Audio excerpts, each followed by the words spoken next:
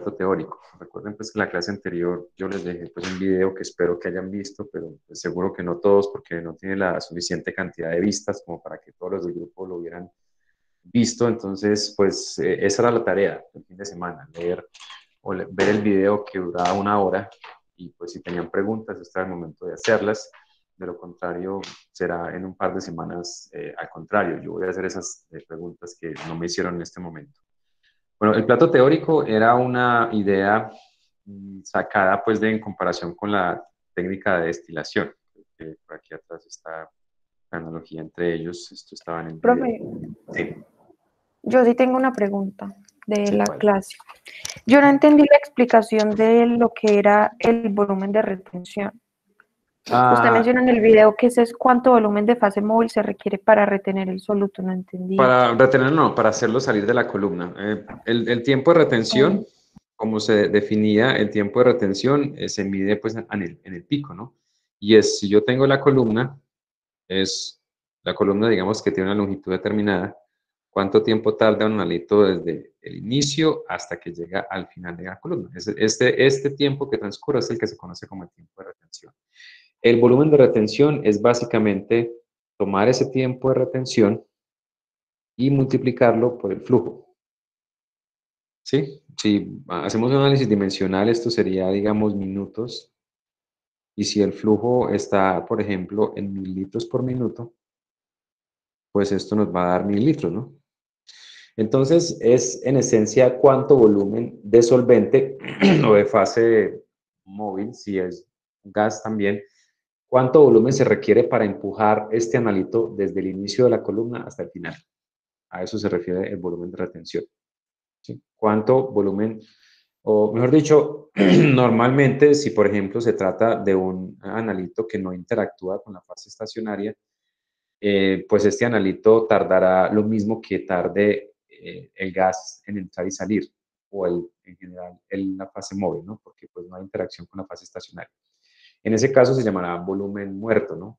Pero para un analito que tenga algún tipo de interacción con la fase estacionaria, pues se necesita un volumen más grande, ¿no? Por eso, pues el volumen de retención es más o menos esa como la concepción. ¿Cuánto de la fase estacionaria se necesita para sacar completamente el analito desde que ingresa hasta que sale la columna? Esa es la definición. No sé si fue más claro con eso. Sí, profe, mucho más claro. Muchas gracias. Listo. Bueno, Profe, estaba retomando. Sí.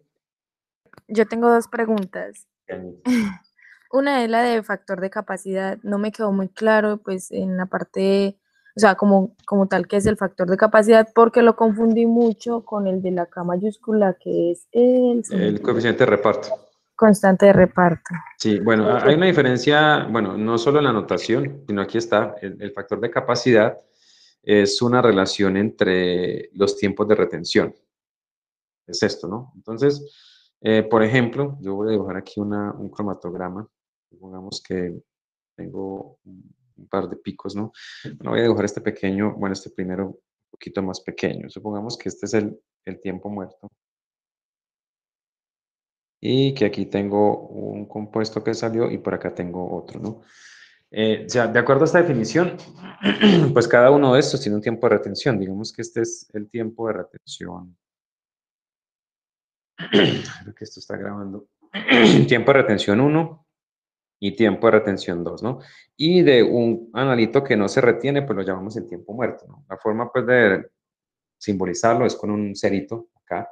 Esto significa que este pico corresponde a un compuesto que no se retiene. Normalmente puede ser aire o puede ser metano o cualquier otro gas que no interactúe con la fase estacionaria y que salga a la misma velocidad que sale el gas de arrastre. Bueno, entonces el factor de retención, como ven aquí en la definición, es la diferencia entre el tiempo de retención y el tiempo muerto, que eso pues se llama el tiempo de retención corregido, ¿no? Recuerden que el tiempo de retención corregido es básicamente la distancia entre el pico no retenido y el compuesto. Esto es el tiempo de retención corregido. ¿Sí? Cada uno tendrá un tiempo de retención corregido diferente. Por ejemplo, el pico 2 sería la distancia desde acá hasta acá, ¿no? En tiempo, ¿no? Recuerden pues que horizontalmente esto se mide pues en tiempo. Bueno, entonces la forma en la que se puede interpretar este factor de capacidad, miren que es el cociente entre el tiempo de retención corregido de un compuesto o de un pico sobre el tiempo muerto. Entonces, básicamente, el factor de capacidad se puede interpretar como cuántas veces más se retiene cada uno. De ahí viene el nombre de factor de retención, que pues es el otro de capacidad o de retención. Es el otro nombre que se le da pues a este factor. En cuanto a capacidad, pues digamos que no es tan claro ver qué tan capaz es la columna de hacer la separación. Mientras que desde el punto de vista del otro nombre, del factor de retención, sí podemos ver que es un cociente, ¿no? Es decir, cuántas veces, digamos que lo podemos escribir acá, más se retiene un analito, ¿no? Un analito con respecto al no retenido. Y aquí pues voy a hacer énfasis en el no. Recuerden que el tiempo muerto se mide para un compuesto que no interactúa con la fase estacionaria, sino que sale a la misma velocidad de la fase móvil. Mientras que ese compuesto tarda un tiempo determinado, cualquiera que sí interactúe, por muy pequeña que sea la interacción, va a tener un tiempo mayor. Entonces, esto al menos debe ser mayor a 1 para que haya una retención o una separación. Si es igual a 1, significa que no hubo retención. Cualquier valor mayor a 1 significa que sí hubo retención. Entonces, de ahí pues viene el nombre de factor de retención.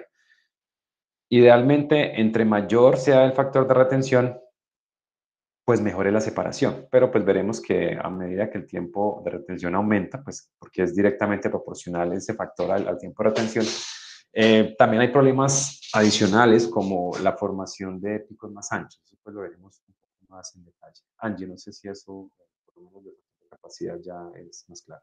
Sí, profe, ya. Es que era como como tal Y el concepto. otro, y el factor, perdón, y el coeficiente de reparto, pues sí es la relación de concentraciones, ¿no? En la fase móvil con respecto a la fase estacionaria.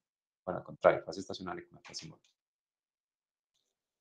Sí, profe, ya, claro. Y pues la ¿Ninguna otra era otra? Sí, la de lo del número de platos y eso, la verdad no me quedó muy claro, pero pues sí, creo que ya es lo que va a ahí, explicar ya. ahí vamos a arrancarse. Sí, bueno, profe, gracias. Yo no Agradezco. sé si pues escogí este color como amarillo, se ve mejor que el rojo, me parece, ¿o no? Sí, profe, la verdad sí.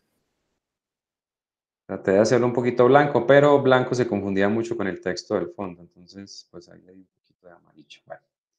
Entonces aquí viene el concepto del plato teórico, creo que podemos hacer énfasis en esto.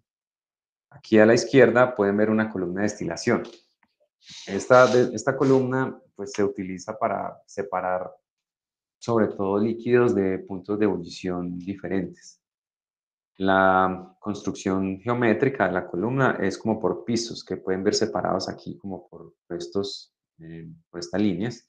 Entonces digamos que la corriente de separación iría como a través de unos orificios, que es lo que hay acá en el plato. Esto es como, como una rotación de 90 grados de este plato.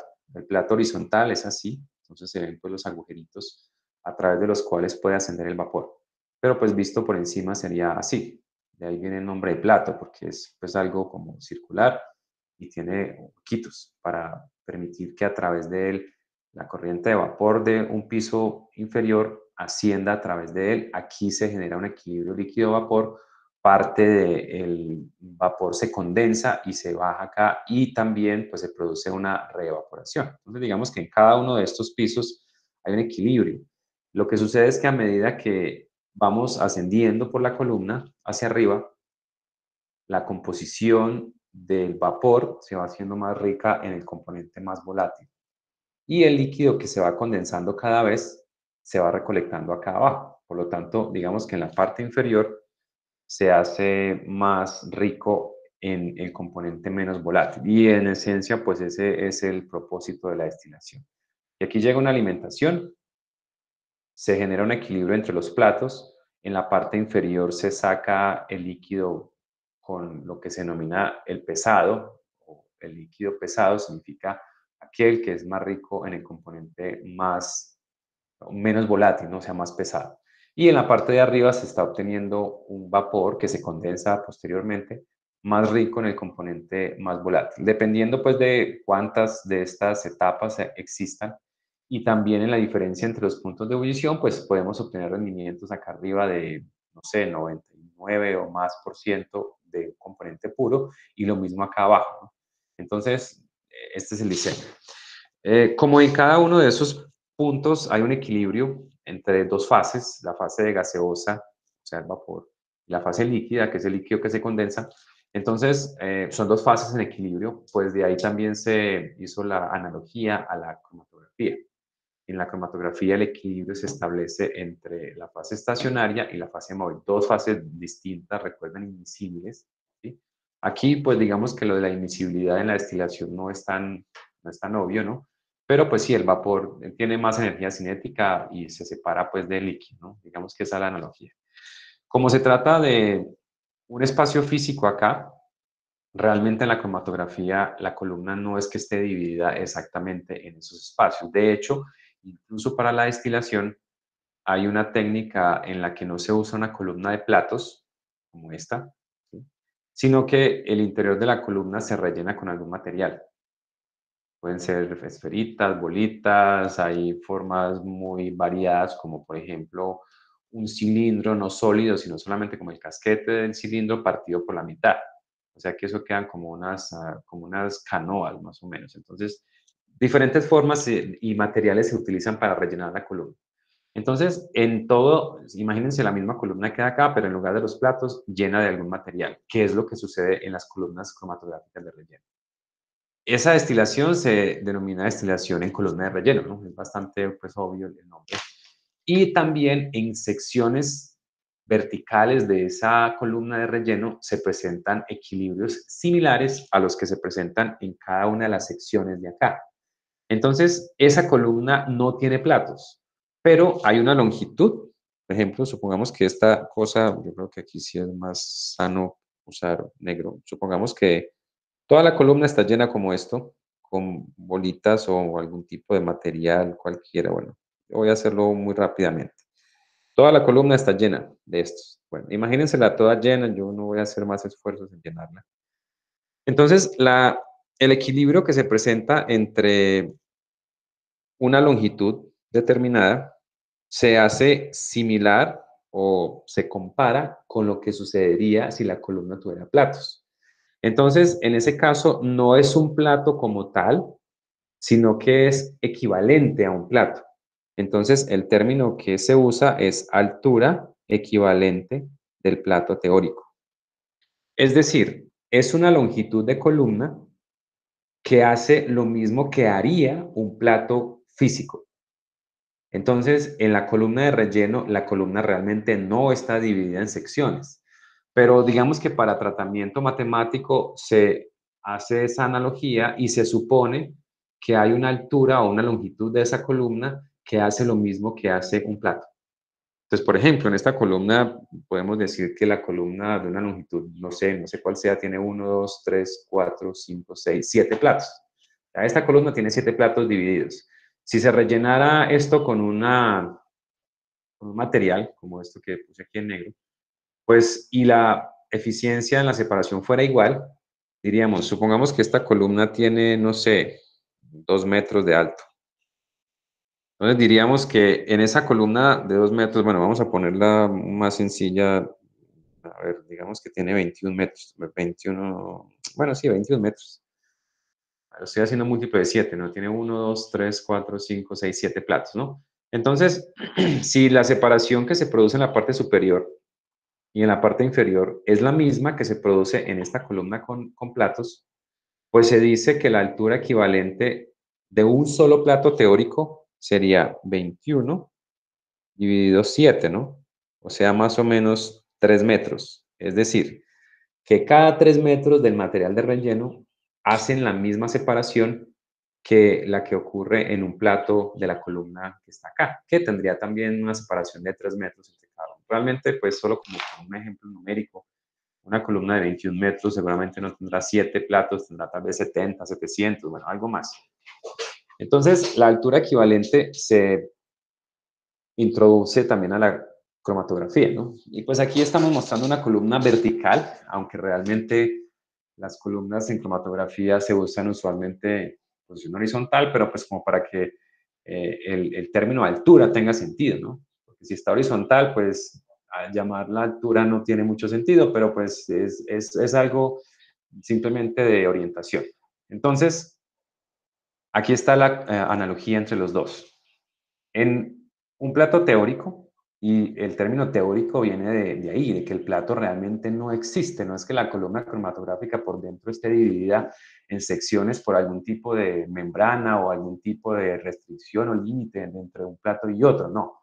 Significa que en ese plato ocurre la separación en dos fases, entre la fase, por ejemplo, aquí que muestran un líquido, si es cromatografía líquida, y la fase estacionaria, que puede ser otro líquido o puede ser un sólido también.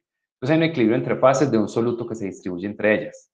La eficiencia de esta separación, que está aquí representada a la derecha como una extracción líquido-líquido, se asemeja a lo que ocurre en una sección de la columna cromatográfica. Pero a esa distancia se le conoce como un plato teórico, y es teórico porque, recuerden, no existe físicamente. Es solamente un concepto análogo a lo que sucede en la separación por destilación. Entonces, el uso pues, de la analogía nos lleva a decir que una columna cromatográfica tiene platos teóricos. ¿Cuántos? Pues depende de varios aspectos. Depende principalmente de la longitud de la columna y sobre todo de en qué grado se produzca la separación. Si yo tengo una separación mucho más eficiente de una columna, es posible que en una misma longitud haya más platos teóricos que en una columna en la que la separación no es tan buena. Entonces, digamos que el concepto de plato teórico está diseñado o fue adaptado para evaluar la eficiencia, ¿no? Entonces, aquí voy a volver al lapicito amarillo, que era el 8. Entonces, esto es eficiencia. Eficiencia, pues, sería qué tan buena es la separación. Es decir, cuán separados están los picos entre sí. Bueno, entonces, el plato teórico es simplemente ese concepto abstracto de dividir la columna en secciones. Pero el número de ellos se conoce como n, ¿no? Entonces, n significa cuántos hay, ¿no? El número de ellos.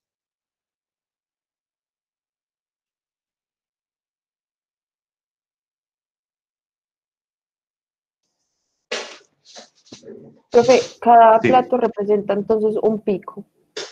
No realmente. El efecto de los platos es la separación en los picos.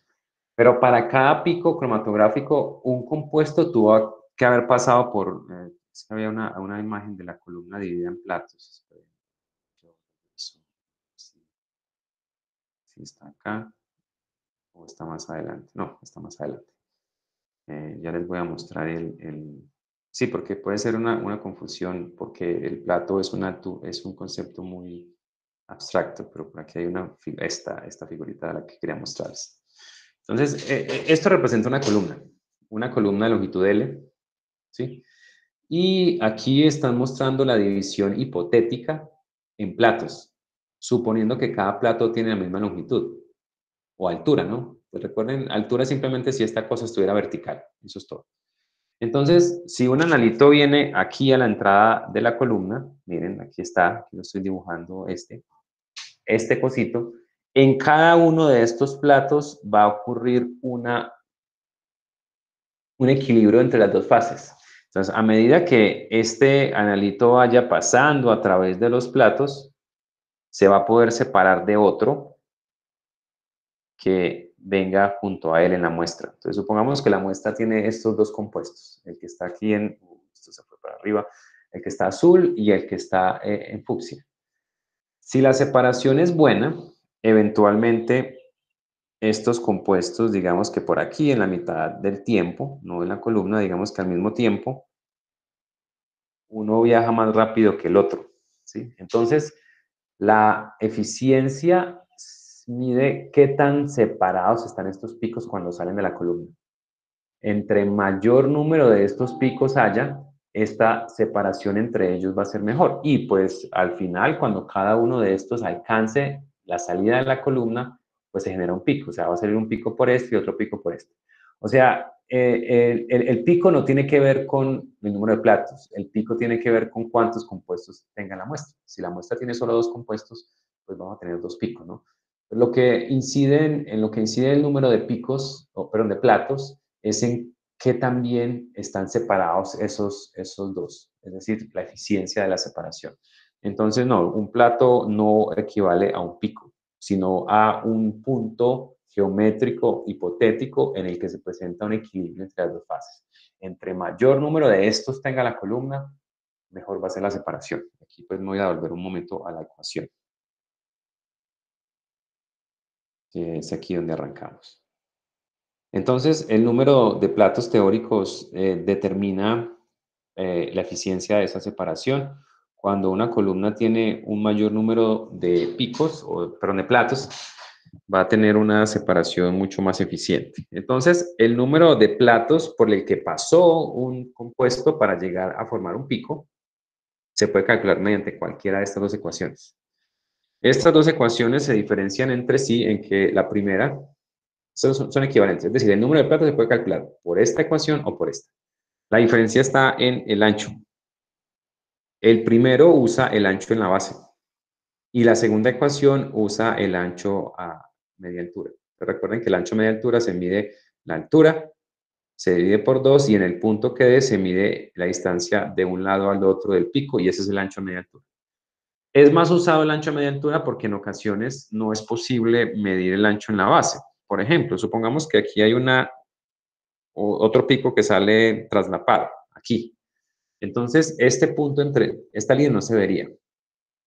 Si yo trato de medir el ancho en la base, pues es básicamente imposible, pero yo podría fácilmente medir el ancho a media altura de los dos picos, como está acá. Entonces, aprovechando que dibujé otro pico, este pico tiene un número de platos teóricos y este tiene otro número de platos teóricos. La forma de calcularlos es mediante este. De acuerdo a esa gráfica, ¿cuál de los dos tiene un mayor número de platos teóricos? ¿El pico 1 o el pico 2? Es decir, si yo voy a comparar el número de platos del pico 1 con respecto a los del pico 2, ¿cuál sería mayor? Yo quiero que miren la ecuación. La ecuación, ¿sí? ¿Cuál sería mayor? El 2. ¿Por qué?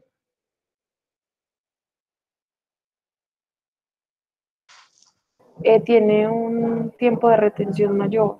Sí, esa respuesta es correcta, ¿no? Aquí tenemos que en el numerador está el tiempo de retención. Entonces, entre más retenido esté un pico, es decir, mayor o más a la derecha salga, mayor número de picos tiene. Entonces, diríamos algo como esto. El número de picos perdón, de platos que fue necesario para separar el pico 2 fue mayor que el número de platos necesarios para separar el pico 1. Entre más sea la diferencia entre estos dos, pues la eficiencia en la separación va a ser mejor.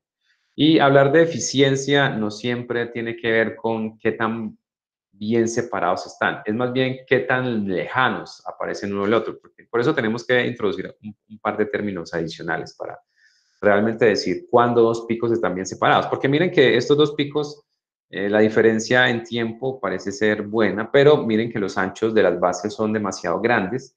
Si cada uno de estos picos fuese, por ejemplo, este tuviera ese mismo tiempo de retención, pero tuviera un ancho como y este tuviera ese mismo tiempo de retención, pero un ancho mucho menor, observen que los picos que acabo de dibujar acá, que tal vez debería dibujar en colores diferentes.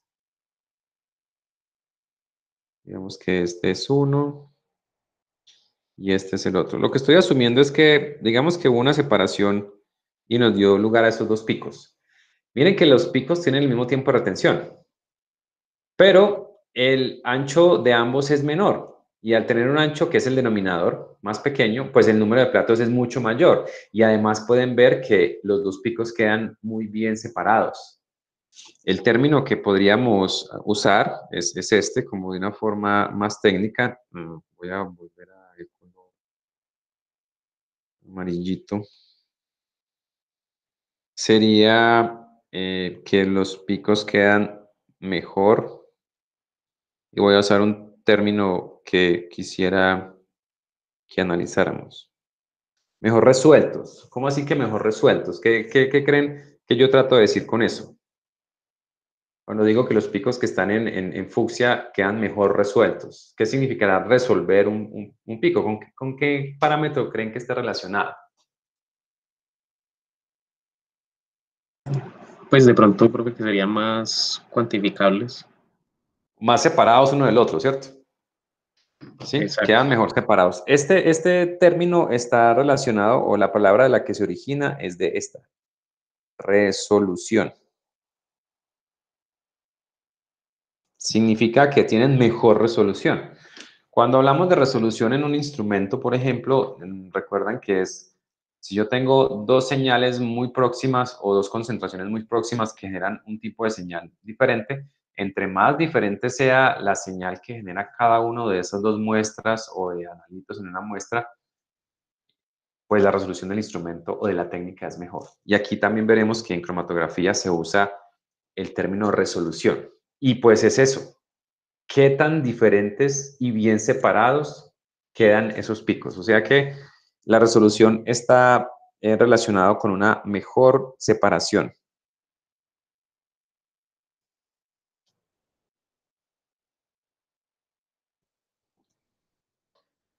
Bien, vamos a hablar incluso por un rato de todos esos parámetros involucrados en la resolución.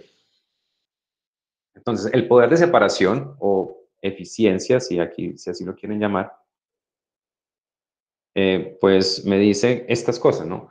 Entre mayor sea el número de los platos, que este es lo que llamamos N, entre mayor sea N, mejor separación. El poder de separación es mayor entre los picos, se pueden separar mezclas más complejas y más parecidas, ¿no? Si yo tengo una columna con un número de platos teóricos muy grande, significa que pues, es posible separar compuestos que sean muy parecidos. Por ejemplo, en el caso de cromatografía de gases, en el punto de ebullición, que es el parámetro pues, que produce la separación principalmente en la cromatografía de gases. Cuando estemos hablando de la cromatografía líquida, pues igual, también vamos a tener diferencias en la afinidad por la columna, pero pues generan un número de platos. Miren que el número de platos no se calcula para una columna, pero sí para los analitos o los picos que salen en esa columna. En ocasiones el fabricante nos dice, en esta columna puede dar hasta 30.000 platos. Es porque un analito específico que ellos corrieron con esa columna dio un número de platos de ese orden, ¿no? 30.000. Entonces, los platos teóricos varían dependiendo de las columnas de que se trate. Las columnas capilares tienen un número de platos mayor que las columnas de relleno. Pero pues está relacionado también con la longitud de la columna, porque una columna más larga tendrá un número mayor de picos, y esto pues es lo que está acá resaltado. L es la longitud total de la columna y N es cuántos platos en total tiene la columna, que se calcula con la ecuación anterior. O sea que yo puedo calcular la altura equivalente de cada plato teórico simplemente, primero calculo N con la ecuación que hay atrás, que implica conocer el tiempo de retención de un compuesto y el ancho del pico de ese compuesto. Si conozco la longitud de la columna, pues o si no la mido, y divido esa longitud entre el número de platos. Y eso me da cuál es la longitud de cada uno, o la altura de cada uno. Entonces, de ahí es donde se hace esta división del número de platos teóricos. El número de platos teóricos está relacionado con la eficiencia en la separación, pero entonces, si acabamos de decir que es bueno que este sea mayor, ¿qué diríamos de la altura? ¿Sería ideal que la altura fuera muy grande o que fuera más bien pequeña? Pequeña. Entonces, lo ideal es que esto sea pequeño, ¿no? Pues hay varias formas de interpretarlo. Una, entre más pequeña sea la altura equivalente de un plato teórico, significa que en una longitud de columna determinada habrá una mayor cantidad de ellos. Es decir, mayores espacios físicos donde podemos hacer o encontrar equilibrios de separación. Entonces, idealmente yo quiero un número de platos teórico grande o una altura equivalente de cada uno de los platos pequeña. Hay una ecuación que relaciona la altura que depende de varios aspectos, pero principalmente depende de la velocidad lineal. el flujo. La velocidad lineal está relacionada con el flujo. Esta ecuación tiene esta forma, es como h igual a más una constante b sobre la velocidad más una constante c por la velocidad. Entonces, digamos que aquí c es la velocidad lineal. Los factores a, b y c están relacionados con la columna, con algunos aspectos de la columna. Esta ecuación que les acabo de demostrar se conoce como la ecuación de Van Dimter. Fue quien propuso esa ecuación. Mediante esa ecuación, entonces, se puede determinar cuál es la altura equivalente de un plato teórico dependiendo de los factores A, B y C. Pero recuerden que si lo que se quiere idealmente es tener una h pequeña, pues hay que seleccionar adecuadamente esos factores, A, B y C. Aunque realmente no es que esos factores se seleccionen, sino que permiten evaluar las condiciones de la separación de la columna. Entonces, aquí es donde viene la siguiente tarea. Yo voy a enunciarla aquí, pero cuando la publique en Classroom, en la descripción de la tarea, voy a escribir exactamente qué es lo que deben hacer, porque veo pues que hay algunos problemas cuando yo explico acá y después hacen otra cosa en la tarea. Entonces, ¿qué deben hacer con la ecuación de Van Dieter? Deben buscarla y primero dar la definición de cada uno de los parámetros, o sea, las definiciones de A, B y C. ¿Qué es A, qué es B y qué es C? ¿Cierto? Y pues lo otro, creo que ya debería ser en otro color, acá en el blanco. Después de que encuentren las definiciones de A, B y C, es su significado. ¿Qué significado tiene A, cuál tiene B y cuál tiene C? ¿Sí? Y lo otro es cómo es la gráfica de esa ecuación. Esa gráfica es muy característica, incluso la tarea la pueden encontrar, yo les voy a mostrar cómo es de fácil encontrar la tarea Van Imper. Entonces simplemente, y aquí está la ecuación, en Wikipedia está la tarea.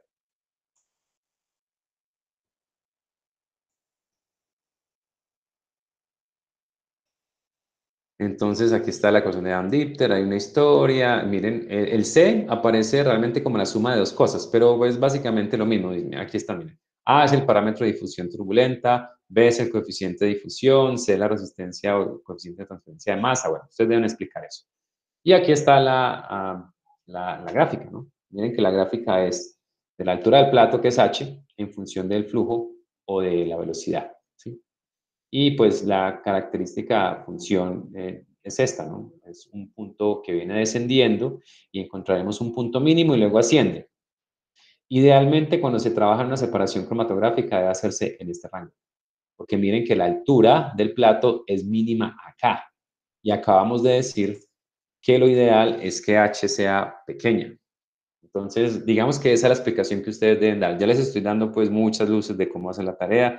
Deben buscar qué significa A, qué B y C y deben darle un significado. Por favor, no transcriban simplemente lo que encuentren. Traten de entender y escribirlo en sus propias palabras para que cuando lleguemos la próxima semana, el lunes, a revisar la tarea, podamos hacer un análisis más profundo de eso y no simplemente ir a buscar en un documento que encontraron y que realmente se nota que no procesaron. ¿Qué preguntas tienen sobre la asignación que tienen, que es para la próxima semana?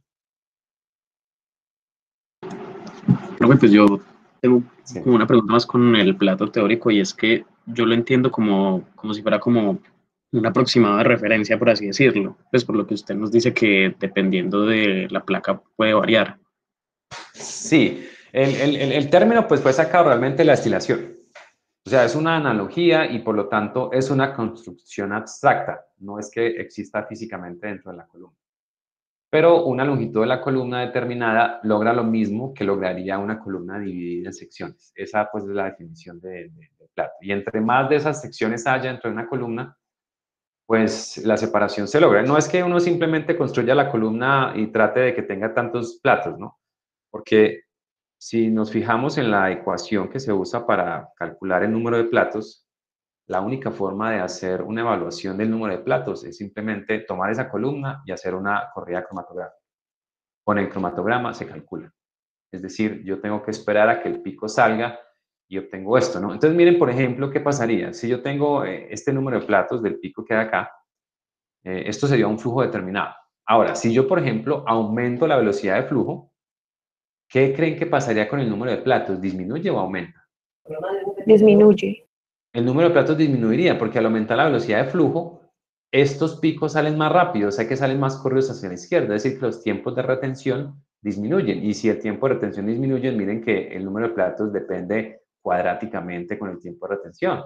O sea que una disminución, por ejemplo, a la mitad del tiempo de retención, aumentando al doble el flujo, ¿cierto?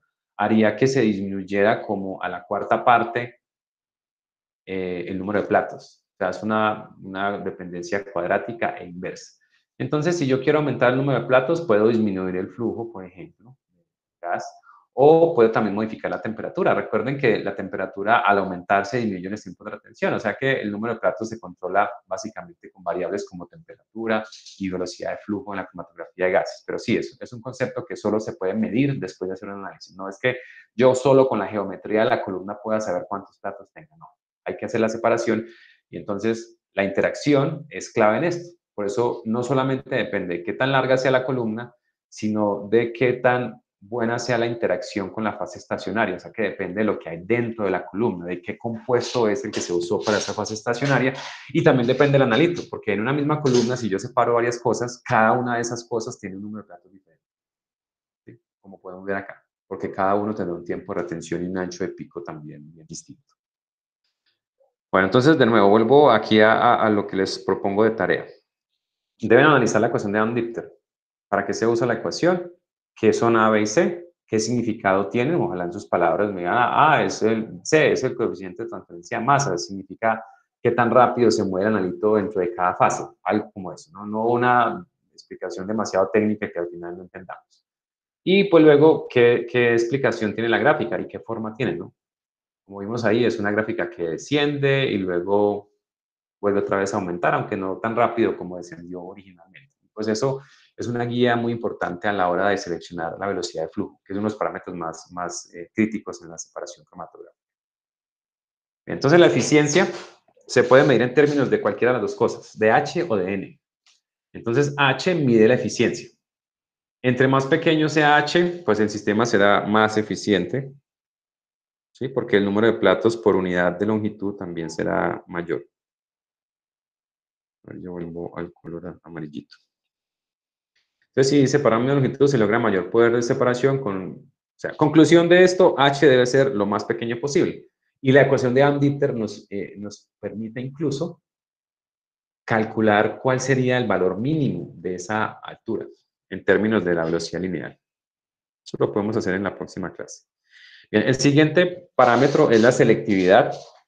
La selectividad está relacionada directamente con la fase estacionaria. Depende de ella.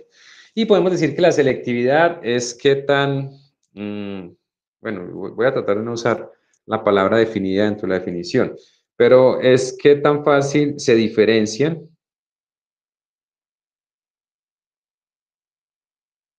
dos analitos en la separación. Y esto específicamente depende de la selección de la fase estacionaria, es decir, de la columna. Entonces, la forma de calcular la selectividad es esta. La selectividad se denota o se simboliza con esta alfa.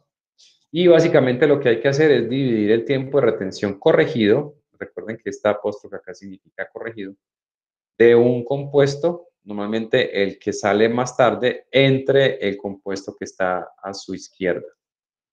La selectividad solo se calcula entre dos picos. Si hay varios picos, pues es necesario calcularlos entre pares, porque miren la definición.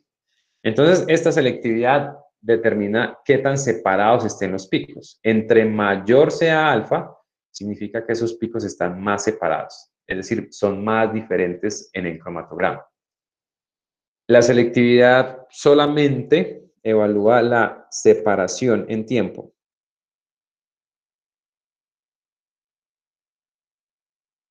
Pero no dice exactamente si los picos están completamente separados. Es decir, en tiempo de los máximos. Sí, pues los máximos, pues no quiero usar la palabra pico, porque pues para nosotros pico es todo esto, ¿no? Completo. Pero pico, pico, pues sería el máximo, este punto de acá. Entonces, simplemente este concepto tiene en cuenta la separación temporal o en el tiempo de los picos, pero no realmente cuánto están alejados el uno del otro, porque puede ser que yo tenga un par de picos con la misma diferencia en tiempo, pero con anchos de bases muy grandes que produzcan algo como esto.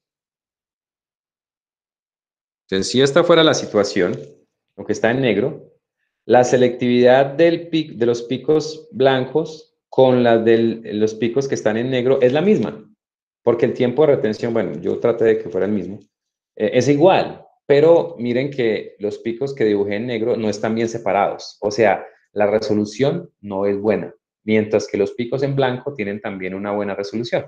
Entonces, como conclusión, decimos que la selectividad solamente evalúa qué tan separados están en tiempo de retención, pero no qué tan separados están realmente los picos, porque puede ser el caso que tengamos picos muy anchos que visualmente no están separados, pero que tienen unos tiempos de retención lejanos, ¿no? Pues la relación para llegar a una separación es un poco compleja y es precisamente el objetivo de la clase de hoy. Bueno, supongamos que tenemos un cromatograma de esta cantidad de picos. A ver, 1, 2, 3, 4, 5, 6, 7, 8, 9 picos.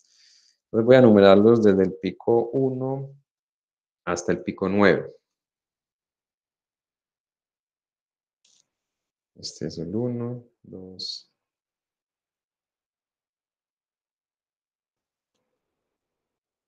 Bueno, entonces con la definición que les acabo de dar de selectividad, recuerden, la selectividad solo se puede dar entre parejas. ¿Cuáles picos creen ustedes que son los que tienen mejor selectividad de acuerdo a ese cromatograma?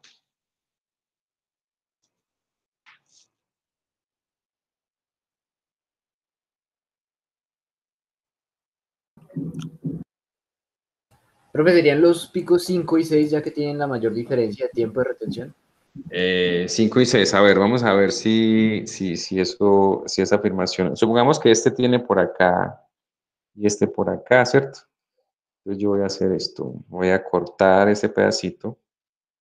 Voy a copiar, ¿sí? Y los otros que aparentemente están en segundo lugar, ¿qué? ¿Serían el 7 y el 8, qué? Sí, profe, yo pienso que sí, serían esos dos. Sí, entonces miren, la distancia de acá a acá, entre el 5 y 6 es esta. Entre el 7 y el 8, miren que es un poquito mayor, porque realmente el centroide, si lo quieren llamar así, del pico 8 está por acá. O sea que esta distancia entre el 7 y el 8 es esta, mientras que esta es la distancia entre el 5 y el 6, ¿sí? Entonces podríamos decir que la selectividad entre el pico 5 y 6 es mayor que la selectividad entre el pico 7 y 8. Y de hecho creo que en general de todos los picos que se muestran allí, ¿sí?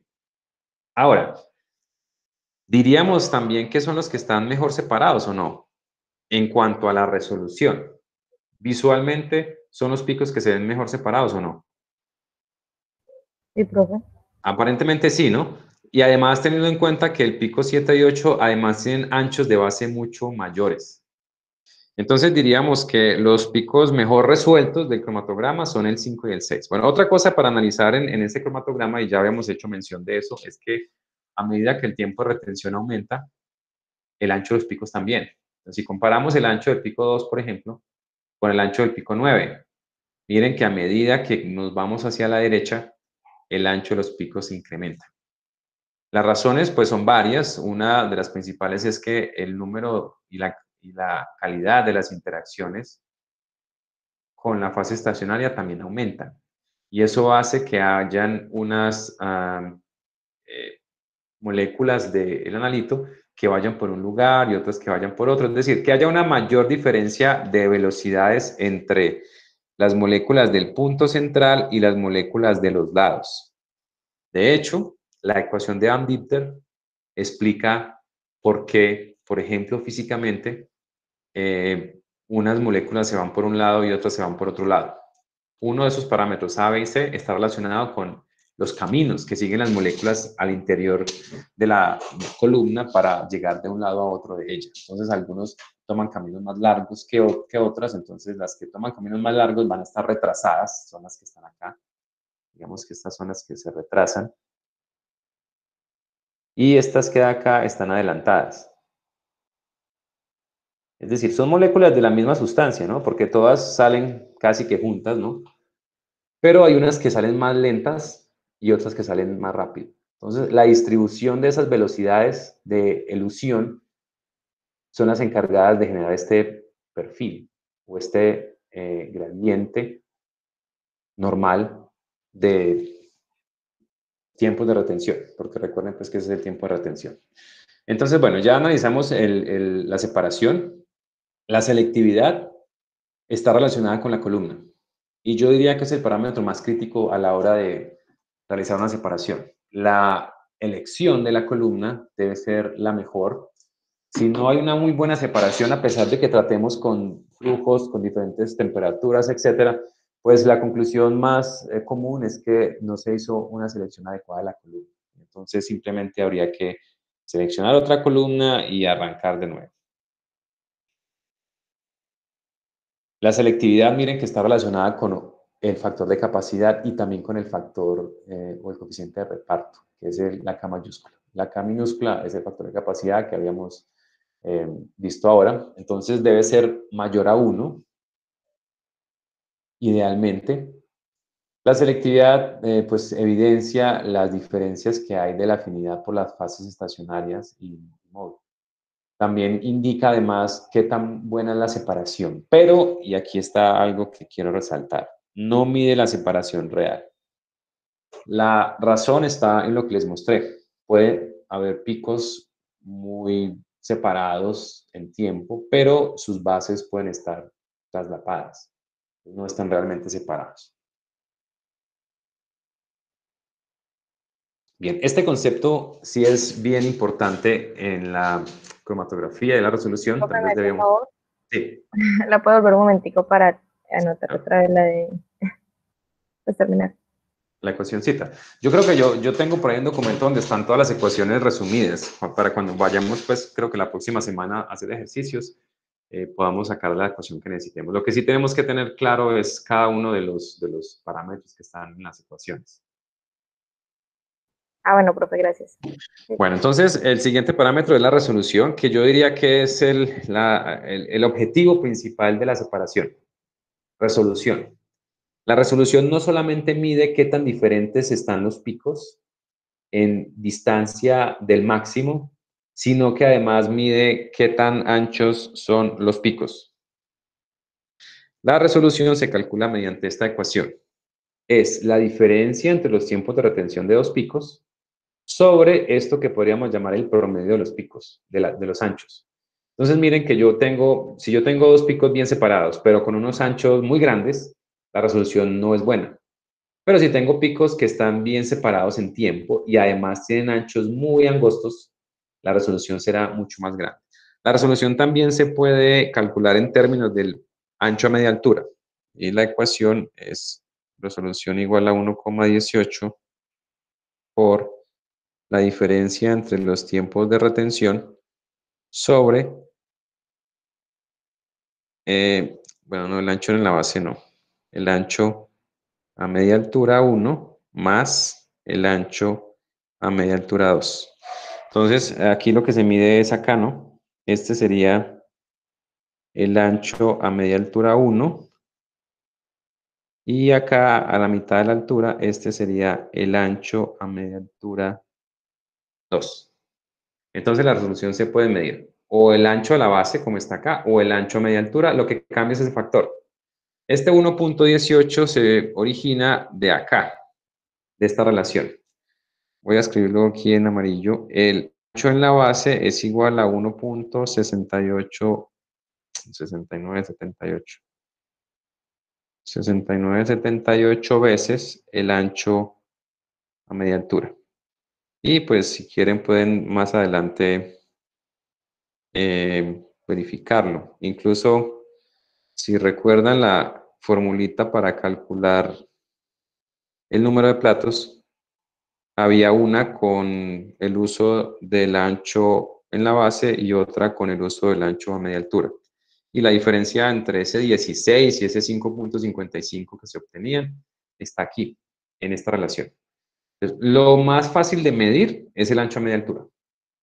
Aquí, pues en este pico, pues puede ser indistinto, pero ya pues en el video pasado yo les mostraba que el ancho en la base no es simplemente tomar este punto y ya, y medirlos, no.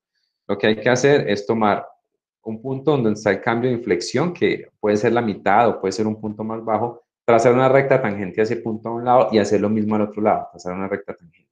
Y las proyecciones de esa reja, de esas rectas con el eje horizontal me miden los puntos de corte donde realmente debo medir el ancho de la base.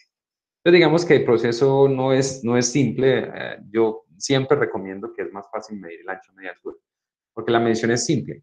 Yo simplemente ubico el punto máximo perpendicular a la base de acá, mido la distancia, se divide entre dos, se marca el punto medio y luego a través de ese punto medio se mide la distancia entre los dos lados del pico. Y ese es el ancho media altura. Es mucho más fácil que tratar de definir dónde es que se mide en la base el ancho de cada pico. Bien, entonces, la importancia de la resolución está en que me dice no solo qué tan lejos están un pico del otro, sino también qué tan lejos están sus bases, que no sean bases que se traslapen de la otra. La resolución, entonces, está relacionada también con la eficiencia, y aquí pues hay unas relaciones con la separación. Bueno, aquí hay 3 cromatogramas. El cromatograma vamos a llamarlo A, B y el C. Observen que entre el cromatograma obtenido en las condiciones de A y B, que pueden ser columnas iguales o cualquier otro parámetro diferente, observen que la distancia entre los dos picos es la misma. Por lo tanto, la selectividad de los dos es la misma. Porque recuerden, la selectividad únicamente tiene en cuenta la distancia en tiempo de los picos. ¿Por qué razón son diferentes las eficiencias o el número de platos? Pues la razón está en que recuerden que el número de platos tiene dentro de la ecuación dividiendo el ancho del pico. Entonces, dicho así, ¿quién es mayor? ¿N1 o N2? N2. N2 tiene, el tiempo de retención es el mismo, ¿no? Pero el ancho de los picos es menor en B, ¿no? Por lo tanto, la eficiencia 2 es mucho mayor que la eficiencia 1. ¿Sí? Ahora, si comparamos las condiciones entre B y C, no sé si fue claro eso que acabo de decir. Sí fue claro porque el número de platos 2 es más grande que el número de platos 1. Recuerden que la ecuación de N era 16 por el tiempo de retención sobre el ancho en la base al cuadrado. Esa es la definición. Entonces, la diferencia entre A y B no está en el numerador, porque los tiempos de retención de ambos picos son los mismos. Está en el denominador.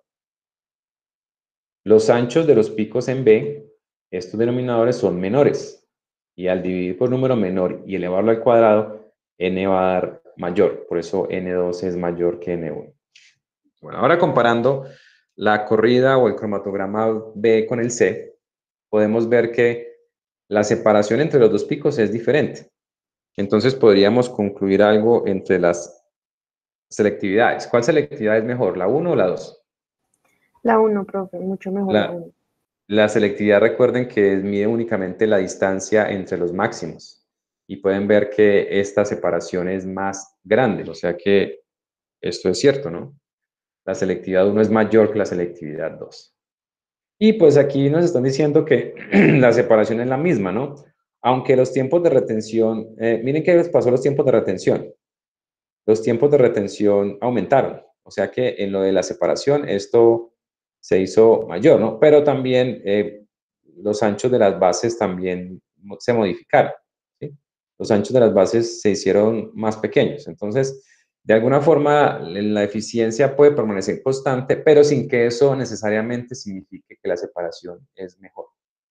Están relacionados los dos factores, es decir, la selectividad y la eficiencia de la separación son parámetros importantes para definir la resolución, pero no lo son. O sea, si ustedes miran los tres cromatogramas, pues yo creo que es fácil concluir que el mejor cromatograma es el B, porque están separados a una buena distancia y no se traslapan. Esa es una forma muy fácil de evaluar un cromatograma. Si los picos se transponen uno sobre el otro, la separación no es buena simplemente. ¿Cómo evitar que se transpongan? Que estén separados lo más posible en tiempo y que además los anchos de las bases sean pequeños para que no haya, no se traslapen uno sobre el otro.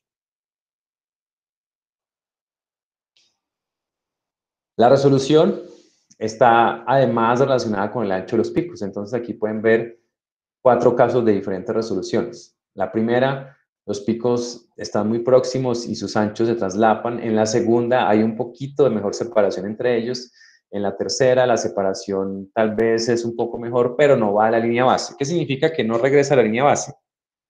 Que si yo trazo una recta entre los puntos antes y después, este punto medio entre ellos no regresa a la línea base, lo que sí se ve en la cuarta separación. Entonces miren que la resolución implica no solo que estén lejanos, sino que los anchos de las bases no se traslapan.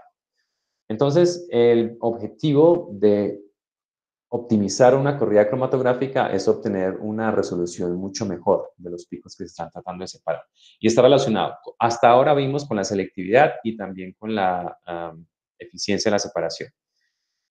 Aquí están los 3 factores que influencian la separación cromatográfica y la resolución en general. Entonces, la resolución depende del factor de retención, depende de la selectividad y depende de la eficiencia. Esta, de hecho, es una sola ecuación en la que cada una de esas contribuciones se multiplica entre sí.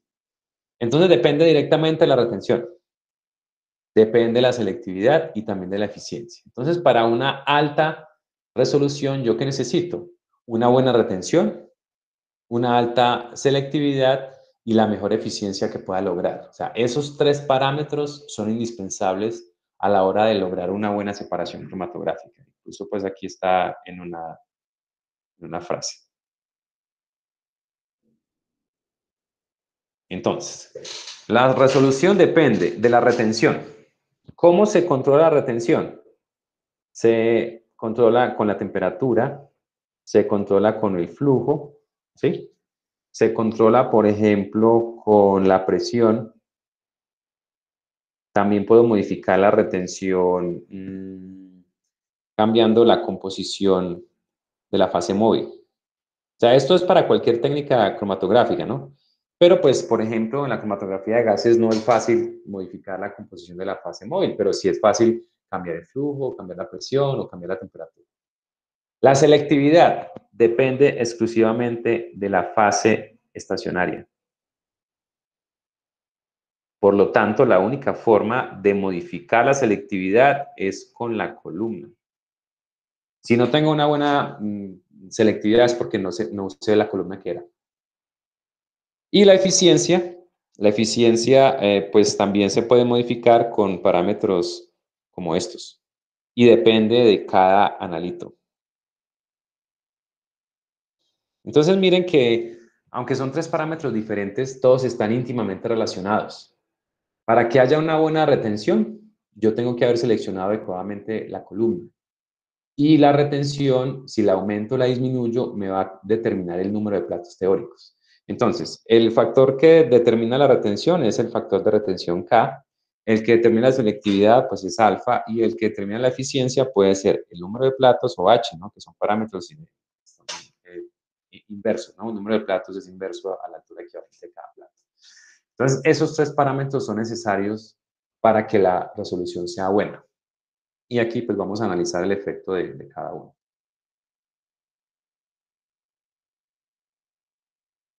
Entonces, ¿cómo se relaciona con la retención? Si los solutos no se retienen, pues la separación no existe. Por eso aquí abajito hay una... bueno, antes de que les hable de ese rango. Entonces, hay 2 cosas. Necesito que se retengan. Eso es lógico, ¿no? Si el tiempo de retención aumenta, pues la retención también aumenta, ¿no? Pero recuerden que hay un punto en el que si la retención es demasiado grande, el ancho de los picos comienza a modificar. achicarse y comienza ¿cierto? Entonces, miren, si los solutos se retienen demasiado, el análisis simplemente tarda más, pero realmente la separación no mejora. Es más, empeora porque los anchos de las bases de los picos aumentan. Y pues si la retención es muy poca, pues tampoco hay una buena separación. Entonces, digamos que no puede ser ni muy grande ni muy pequeña. De hecho, pues aquí hay una regla empírica de cómo lidiar con eso. La retención se puede medir en términos de factor de retención. No debe ser ni menor a 3 ni mayor a 6. Menor a 3 implica que la retención es muy baja, no hay mucha interacción con las fases, sobre todo con la estacionaria. Y si el factor de retención es mayor a 6, pues eso solamente hace que el tiempo de retención sea muy largo, que el análisis dure mucho, pero realmente no mejora la separación. Y pues también puede medirse en términos de tiempo muerto. Debe ser mayor a 4 veces el tiempo de un compuesto no retenido y menor a tiempo. Estas son realmente sugerencias. Yo diría que la sugerencia que se debe seguir es sobre todo la del límite inferior. En ocasiones, si es una mezcla muy compleja, pues es necesario aumentar el tiempo del análisis total para separar las mezclas más complejas. Pero pues sí es necesario que haya un tiempo determinado. Diríamos que en tiempos, yo podría decir que un análisis debería estar entre 3 minutos y unos 30 minutos, idealmente. Si se tarda menos, pues seguramente no se separan bien. Y si se tarda más, pues más de eso hace que el análisis sea lento y que pues pueda haber traslapamiento de picos por el ensanchamiento de las bases. Y aquí pues hay una forma de ver cómo se relacionan ambas. La resolución inicialmente con la selectividad aumenta exponencialmente. Pero luego, a pesar de que la selectividad se incremente, la resolución no lo hace mucho. Por eso normalmente la selectividad debe estar en este rango más o menos, entre 1 y 2, entre cada par de picos, ¿no? Si se aumenta la selectividad, normalmente la separación no mejora mucho, solamente por acá, como en 4, ya comienza a decaer. Entonces ya no hay un aumento muy pronunciado de la resolución con respecto a la selectividad. Entonces digamos que hay una sugerencia en cuanto a qué tan grande debe ser la selectividad. Más pequeña implica que la separación, recuerden que una selectividad muy cercana a 1 implica que no hay separación. Y ya pues más alejada implica un aumento del tiempo de retención sin que realmente haya una separación de los picos. Entonces aquí están relacionados, ¿no? A mayor selectividad, mejor separación, eso es lógico, ¿no? Sin embargo, pues depende específicamente de la fase estacionaria. Y pues ese es el mensaje que desde hace rato pues les estoy dando, ¿no? La selectividad depende de la selección de la columna. Y para mejorar la selectividad, pues esto, hay que cambiar la columna. Entonces, alguien me preguntaba en una clase anterior, ¿cuál de los 3 parámetros, retención, selectividad o eficiencia, es el más importante para una separación cromatográfica? Y mi respuesta siempre será la selectividad. Si ustedes no seleccionan bien la columna, pues el análisis, por mucho que traten de optimizarlo, no va a ser adecuado. Por eso, pues la primera semana, pues gasté un tiempo en cuanto a los diferentes tipos de interacciones, si era fase normal, fase inversa, y concluimos que el tipo de analitos que se separan dependen de la columna. Si la columna tiene una fase estacionaria polar, pues servirá para separar analitos polares, y lo mismo al contrario. Entonces, la selección de la columna es lo más importante, y pues en eso tenemos ayudas diversas. Los fabricantes, cuando ustedes tienen una mezcla con un analito o analitos en mente para separar, ustedes lo primero que hacen es ir a páginas de los fabricantes y decir, necesito una columna para separar, no sé, componentes del cannabis, como les mostré por allá pues en un ejemplo. Y pues los distintos fabricantes les van a decir, bueno, eso se separan con una columna C18 o con esta columna, esta fase especial, bueno, etcétera, ¿no? Ese es el primer paso y el más importante a la hora de planificar una separación y de estandarizar un método de análisis. Seleccionar adecuadamente qué columna se va a usar para la separación, porque pues de ella depende la selectividad.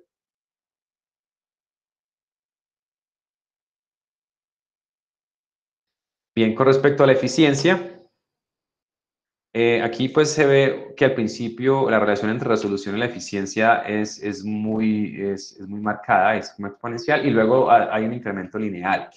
Entonces pueden ver que a mayor número de platos de la columna, la resolución es mucho mejor. Y pues digamos que las columnas capilares tienen, estas son las de relleno para cromatografía de gas. Las columnas de relleno tienen número de platos como por acá y en adelante estamos las columnas capilares de GC, de cromatografía de gases. Entonces, estas normalmente tienen eficiencias mucho más altas, números de platos de este orden. Las columnas de relleno tienen solamente de orden de 1000, 2000, 5000 platos, mientras que las columnas capilares tienen número de platos mayor. La principal razón está en que estas tienen un L, una longitud mayor. Las columnas de capilares pueden llegar hasta 30 metros. Enrolladas así finamente dentro de un carrete están las columnas. Las columnas de relleno tal vez son de unos 2 metros de longitud. Estas pueden ser hasta 30 metros de longitud. Y ahí está pues la principal ventaja de las columnas capilares sobre las columnas de relleno. Entonces, a mayor número de platos teóricos, mejora separación. La separación mejora si el aumento de N es realmente grande, ¿no? O sea, pequeños incrementos en el número de platos teóricos realmente no mejoran la resolución. Y eso, pues, puede traducirse en un número de platos mayor, pero también en tiempos de análisis mucho más largos.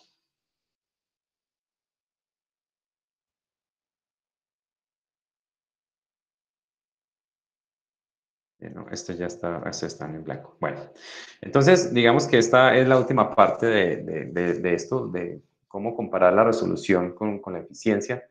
Entonces, digamos que en conclusión, la resolución depende de 3 aspectos. Primero, de la retención. Depende también de la selectividad. Y también depende de la eficiencia. Los parámetros que se usan aquí es K, en este es alfa y en este es el número de platos o la altura de cada plato. Esos son los parámetros que permiten hacer una separación con picos mucho más separados o de mejor resolución.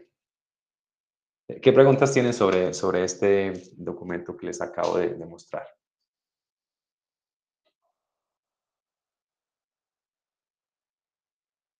Profe, yo tengo una pregunta.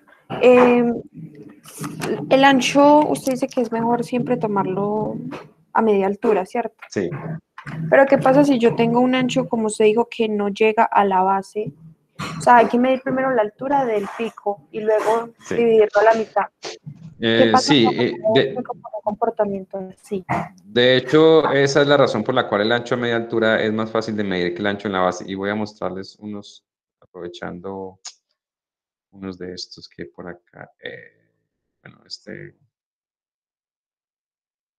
de pronto en el anterior, aquí. Supongamos que yo tengo que medir el ancho o la resolución acá, ¿no? La resolución. Ellos dicen que la resolución es 0.8. Bueno, realmente no tenemos valores de referencia para hacerlo. Si yo no fuera a medir el número de platos o la resolución, cualquiera de los dos necesito. El tiempo de retención, pues es muy fácil de medir, ¿no? Para medir el tiempo de retención, yo lo único que debo hacer es encontrar dónde está ubicado el pico, ¿no?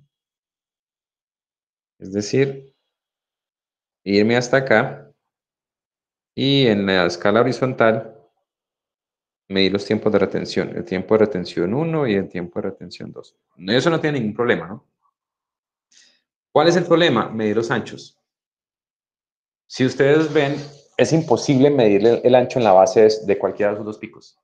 Porque yo no sé si este, por ejemplo, viene así y este viene así. No sé, realmente, ¿no? Entonces, lo mejor es medir el ancho a media altura. Entonces, ¿cómo se hace? Yo mido verticalmente la distancia desde el punto máximo. Bueno, voy a ponerla en otro color. Desde el punto máximo hasta la base, ¿no? Formando un ángulo de 90 grados. Entonces yo mido esa distancia, ¿no? Esa distancia será la altura, ¿sí? Luego lo que hago es encontrar el punto medio de eso. Es decir, yo divido h sobre 2 y la mido ya sea desde el pico o desde la base y ahí marco el punto a través del cual voy a medir el ancho. Entonces ahora simplemente lo que yo hago es trazar una línea perpendicular a ese punto y la distancia entre, esto está guardando, la distancia entre los puntos donde esa línea toque los bordes del pico es el ancho a media altura. Y, profe, ¿y si esa división no me da tocando, por ejemplo, el pico? Sino O sea, se le da como por debajo. Si ni Exacto. siquiera es capaz de medir el ancho a media altura, no tiene sentido que lo mida. Significa que la separación es muy mala. O sea, mejor dicho, vaya y siga optimizando las condiciones hasta que obtenga por lo menos separación a media altura. Ok. ¿Sí? Significa que no es posible medirla porque la separación no es buena, entonces tiene que ir a modificar la temperatura o el flujo, lo que sea, o en caso extremo ir a cambiar la columna, ¿no? Porque la selección no fue adecuada. Entonces, el parámetro de que la, la base a media altura toque el pico, eso ya, o sea, es suficiente para tenerlo en cuenta. Sí, sí, sí, sí. O sea, así como está, por ejemplo, ese es como el caso límite. La altura ahí que yo más o menos calculé da justo ahí. De cualquier separación peor que eso, no se puede medir el ancho ni a media altura, ni en la base, o sea, en este caso sí se puede medir el ancho a media altura, pero no se puede medir el ancho en la base. Se puede estimar, ¿no? Porque pues si se asume un comportamiento gaussiano, por ahí atrás está la ecuación que dice que el ancho en la base es igual a 1.67 algo veces el ancho a media altura. Bueno, gracias, profe. Listo. ¿Qué otras preguntas tienen?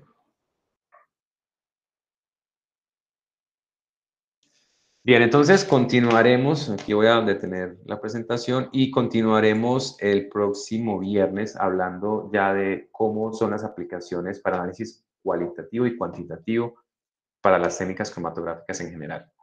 Entonces, les pido que tengan una calculadora o tengan, no sé, una hoja de cálculo para la próxima clase. Entonces, que tengan un feliz día y estamos en contacto. Listo, profe, muchas gracias, que esté muy Hasta bien. luego. Hasta luego. Hasta luego. Gracias, profe. Gracias, profe, hasta luego. Hasta luego.